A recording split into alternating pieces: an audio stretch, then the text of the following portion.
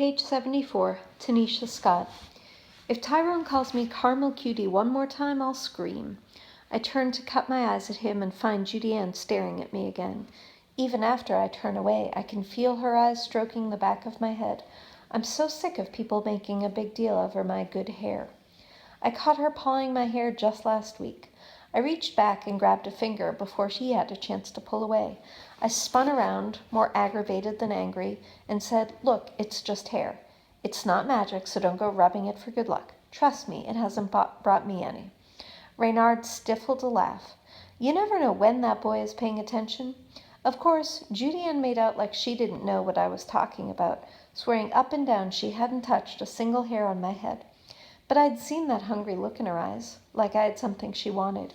It was the same look my cousin Faith always gives me just before she says, "I sure wish I had good hair like yours," or "I wish I was light like you," followed by, "Then boys would like me better." Page 75. Which isn't true, of course, if you ask me. But try telling that to my cousin, or to Judy Ann. If she doesn't quit bugging me, I'm going to ask Mr. Ward to change my seat. She's why I chopped all my hair off last year.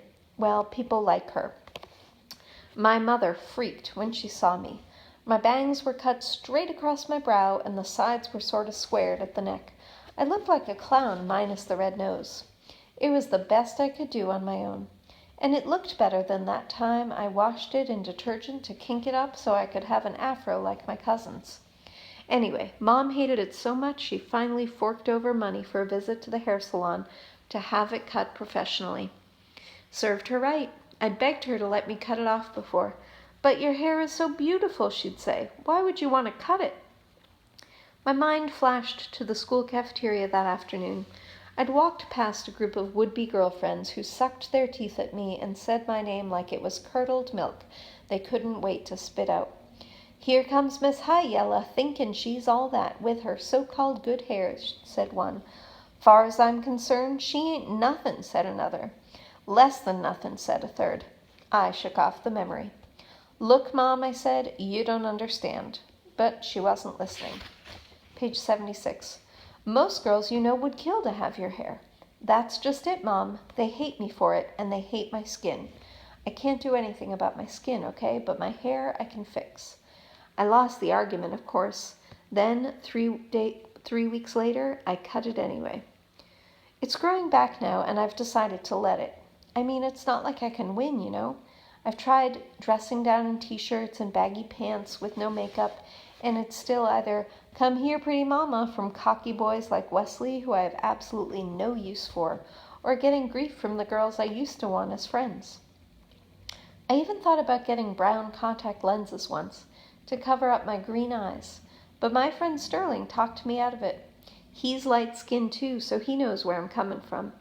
He said he used to twist himself into a pretzel over it until he realized God loves him just the way he is. Besides, he told me, if I did start wearing colored contacts, those girls would only say I was trying to be something I'm not. And he's right, so I give up. Let them say what they want. I am not a skin color or a hank of wavy hair. I am a person, and if they don't get that, it's their problem, not mine. I'm better off with friends like Deandra and Janelle, who know I'm more than what I look like. They know I've got a brain, and I know how to use it. They're no dummies either. That's why I asked Mr. Ward if the three of us could do a group project on the women of the Harlem Renaissance for extra credit. Page 77. We had our first meeting at my house. "Can we do Zora Neale Hurston?" asked Janelle. "I know we read Their Eyes Were Watching God in class, but she wrote a bunch of other stuff too." "You're right," I said. "Good idea." I picked up my pad and wrote Z. Hurston at the top. "Okay, that's a good start, but I think we should cover some women you don't hear so much about." "Like Georgia Douglas Johnson?" I read some of her work in a book called 3,000 Years of Black Poetry. I'd never heard of her before, and I bet nobody else in class has either. "Cool," said Deandra. "Maybe I should read that book and see if I can get a couple of ideas." "You can borrow it from the library," I said. "Soon as I return it, that is." We all laughed. I'm notorious for turning books in late. Meanwhile, Deandra, you can start working on portraits of these sisters so we can use them for our report covers when we're done. I didn't wait for her to volunteer because I knew she wouldn't. For somebody who has talent, she spends an awful lot of energy hiding it. But I figure if enough people tell her she's good, she'll start believing it. That means people actually have to see her work. I'm going to make sure they do, even if I have to keep volunteering her for projects till we graduate. Page 78. She's not about to say no to me. She knows I'm stubborn when I want something. Fine, said Stiandra. I'll do the portraits, but don't look at me when Mr. Ward sees those report covers and bursts out laughing. Laughing? What do you mean laughing? Janelle and I look at each other. I nodded, and on the count of 3, we jumped on Deandra and tickled her till tears of laughter squirted out of her eyes. Them's my girls. They don't care what I look like.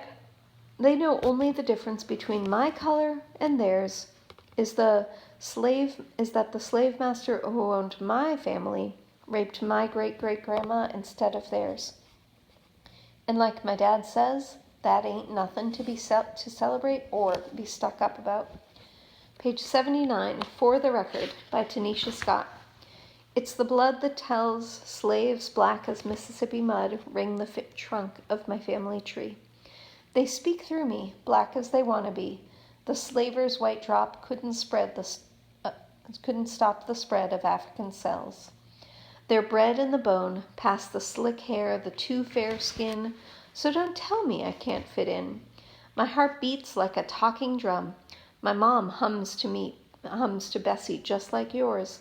The brothers in my dreams are pure ebony, and blue-black grandmother arms like the ones that cradled my ancestors have often cradled me.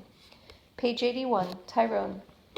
Now I know why the sister hisses every time I call her Carmel Cutie. That'd be the last thing she wants to hear. She's proud of her African self, and I'm down with that. That's why I'd be wearing my kufi every chance I get. I wonder if the sister's into African music. I gotta ask her about that sometime. Maybe I could hook up some African drum music to go with her poetry for that assembly Teach told us about. She could read her stuff and I could play DJ. Yeah, I could get into that.